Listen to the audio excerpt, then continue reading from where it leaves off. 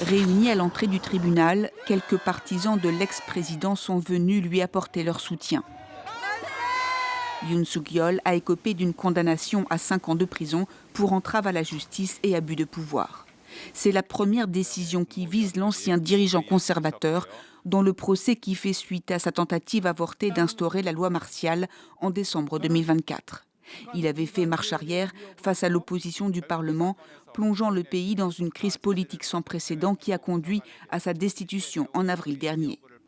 La peine qui lui est infligée est inférieure aux réquisitions du parquet qui avait réclamé 10 ans de prison.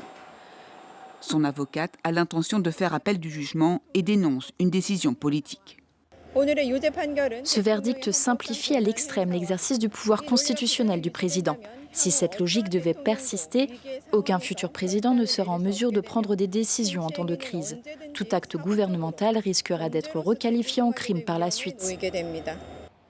D'autres jugements sont attendus dans les prochains mois, car l'ancien dirigeant de 65 ans fait face à 7 autres procès, dont le principal pour insurrection. Dans ce dossier, le parquet a requis la peine de mort. Fin 2024, Yoon avait justifié l'instauration de la loi martiale par le blocage du budget par l'opposition au Parlement. Il avait affirmé agir pour protéger le pays des forces communistes nord-coréennes.